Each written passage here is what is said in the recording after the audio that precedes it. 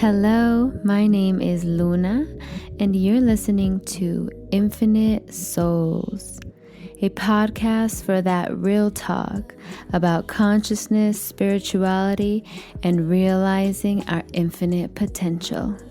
Mucho, mucho love and light. Hello, Infinite Souls. How are y'all doing? Welcome to another episode. This time we are recording the podcast and the video will be up on YouTube. So if you want to go check that out, look for Luna Ashe on YouTube, Lunaase. Okay. Today we're actually going to be talking about shadow work. Now, the reason that I wanted to talk about shadow work was because we just had a full moon that passed.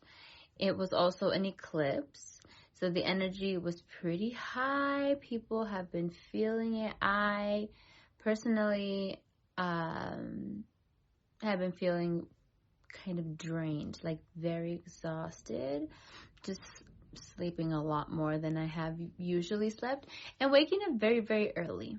So that's just the energy that's happening right now for light workers and just people who are intuitive and who are, very open to their psychic gifts. Now, if you are familiar with my YouTube channel, I have a video on there already about shadow work. And in that video, I break it down into steps. So if you want to go more into detail, go ahead and check that out.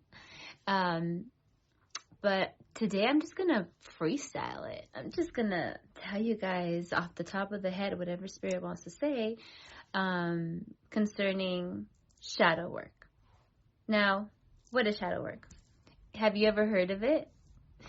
Well, shadow work is actually basically just facing your shadow side, your dark side, the side of yourself that you keep hidden in the closet, and that's why it's in the shadow. Or the parts of you that you suppress, that you ignore, that you pretend that are not part of you. And so that is a shadow, your fears. And shadow work is facing those fears head on, facing those fears and programming, because that's all it is. It's programming, because the journey is to remember who you are, right? Now, facing those fears can be very difficult. Some people don't want to remember those things because they're very hurtful, things that have been traumatic for them. And so in that case, I would say, if it's very traumatic for you and you don't want to relive those things, see a professional. You can see a hypnotherapist. You can see a regular therapist. You can see a spiritual healer of some sort, but with a professional, somebody that you feel comfortable with, that will support you on this journey, because it's very important to feel supported, especially if it is something that is very traumatic, that is hard for you. Now, some people like to do things alone and can do the healing alone if it's not that traumatic, or if it's just something that they feel that they can do. Like myself, I've done most of my healing by myself. I have done some energy clearings and some readings and things like that, but I usually do all of my healing on my own. And so I'll tell you a couple of things that I do and what my shadow was. So your shadow is also your trauma. Obviously, that is something that every human being, I believe, has. I believe that as we all volunteer to come here to this plane of existence to experience being a human being and experience all of the emotions that there possibly can be. And I believe that the way that the system has been built in society, at least speaking for where I'm coming from, but I believe in all the world. The systems that are in control have been built to keep us in suffering, and so because it's a pyramid scheme, right? So the people underneath have to stay underneath in order for it to work. And I believe that that's part of the reason why we all of us have trauma. Every single person that lives on planet Earth has some form of trauma. And it could be small and it can be big. So the trauma isn't just trauma. Trauma has like a gradient, right? It is like from 0 to 100, real quick. And so there's different levels to it, but every single one is valid. And sometimes they feel the same to the person. The experience is different, and it's valid because everyone has a different experience here. And so another thing that is your shadow is the trauma or the childhood programming that you have from when you're a kid. So you do inner child healing, and that's a whole nother section on its own, but it's part of shadow work as well. So that's why I wanted to mention it. But it's very, very important, by the way. Now, the shadow work that I began to do, the first thing I began to do was healing the most obvious thing, which was me being molested as a child. I was probably like 4 or 5 years old. And I knew that was something that was traumatic for me, even though I wasn't connected to the emotion. I had compartmentalized it and put it away in a way that I was not connected to it, and I didn't feel emotionally attached to it. I didn't even feel emotions at all. I felt like I was very disconnected from everyone. And so that's where I started. I started it by doing meditations. Meditation for me is the best possible way, because when you are an avid meditator like myself, even when you are not, meditation can heal anything. It takes dedication to be able to heal physically the body, and it also takes practice to also be healing your mental stage and trauma and releasing that through meditation. But it is possible, and it's very, very possible for you, even if you've never tried meditation before. Of course, you're not going to get it the first day that you try meditation. It doesn't happen overnight, okay? But it will make a huge difference, and it will seem like it was overnight if you stay with it. And I've released that through meditation, because when you get into a meditative state, right, if you've been meditating for a while and you get into this meditative state, you get into your theta brain waves, and you're able to access memories and parts of the brain that you have not had access to before. And so when you access these, you release them. By releasing them, they transmute the energy. And you then, through meditation, fill that energy that is being transmuted with love, with pure love and light from Source Creator God, whoever you believe in, and Mother Earth. And you heal that energy, and that energy begins to transmute. So when you are doing shadow work, you're doing alchemy. You're transmuting energy. You're transmuting from something that once was seen as darkness to something that is light. It's basically a change of perspective as well. Like, transmutation is basically a change of perspective. I mean, if that's just something that I thought about right now, but because honestly, if you follow science or you like Einstein, he did say that energy cannot be created or destroyed. It can only be transmuted, and we are pure energy. We metaphysics, quantum physics, epigenetics is all sciences that are proving spirituality. They're basically, hand in hand. Spirituality and these sciences are going hand in hand together. They're explaining each other. And so I heard today a woman say that this spirituality is putting science into practice, actually practicing it, actually doing the alchemy, right? Not just knowing about it, not just figuring out what it is, but actually doing it and embodying it, right? And so that's how I did most of my shadow work. I also did an energy clearing with my friend Alex May on Instagram. And he is very, very talented, very amazing. I was able to release also that same trauma through that. And I feel very good. I felt amazing after that. You feel actually very lighter. I took in a lot more light. A lot of my gifts started to come in. My intuition got stronger. And, I just wanted to continue to do more spiritual work after that, my days got brighter and I got happier, And the work doesn't stop. The work is consistent. When you work on one thing, you feel good. You're like, yeah, hell yeah. And then you're like, oh, there's another thing I got to work on. Okay. So it just keeps going. We're in Earth School. The joy of being here on Earth, like the part of the excitement is that we get to experience all this shit, even the good and the bad, or bad, good and bad are only state of perspectives, because two people can look at the same thing and one person says it's good and the other person says it's bad. So it's all a perspective.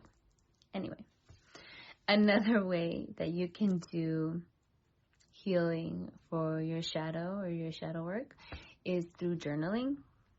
Journaling is very, very, very helpful.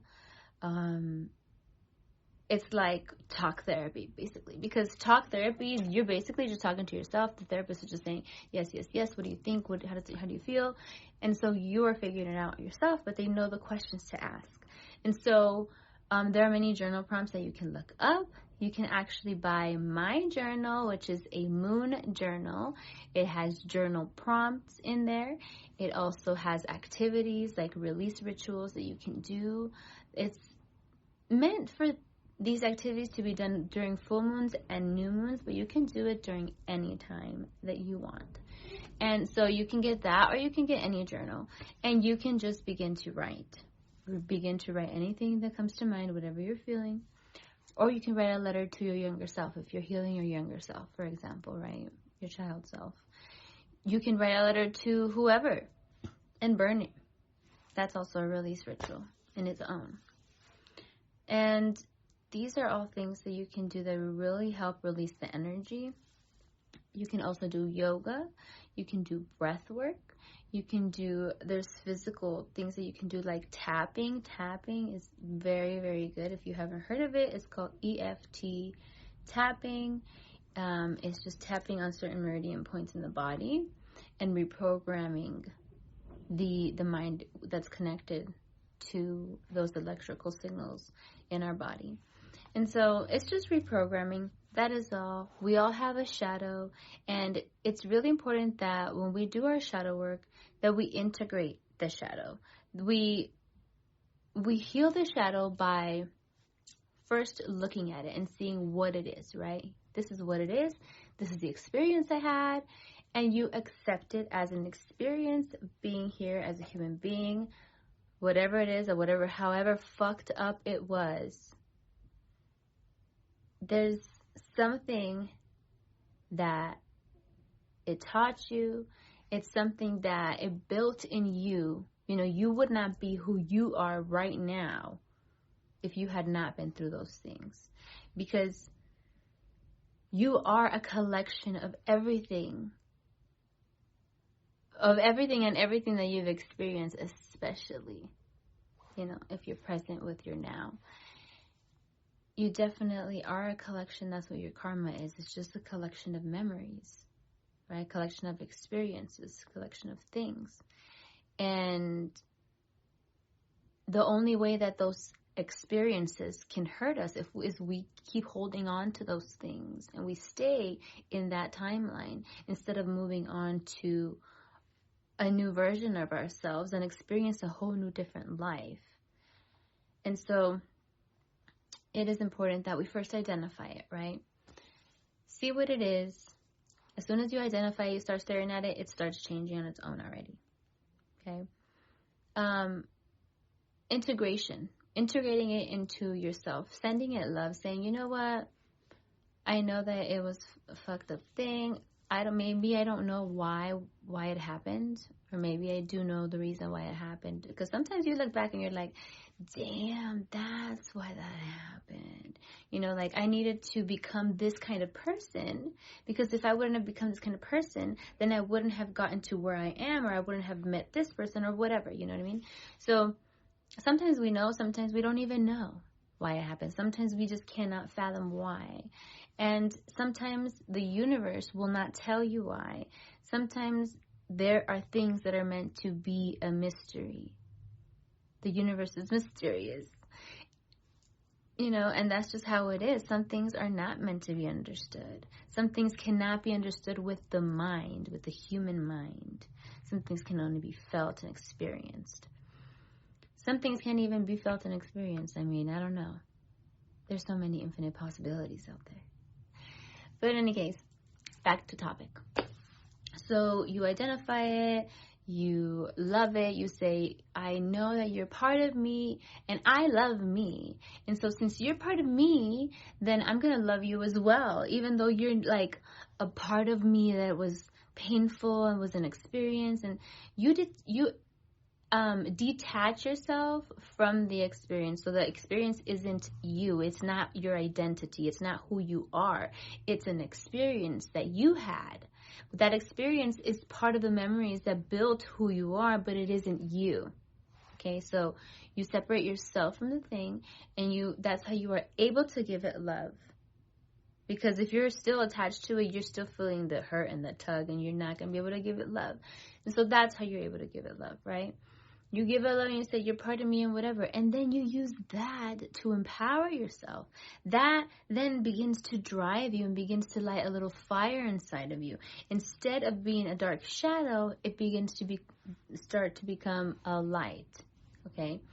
And that's why a lot of speakers that you'll see that are, famous and stuff, they'll go on and they'll have life experience to talk about experiences that were very tragic, and then they built their whole career off of that, I'm not saying everybody's going to do that, but you see that happen, and that's a great example of somebody really embracing a shadow and letting that propel them to their greatest and highest good, right?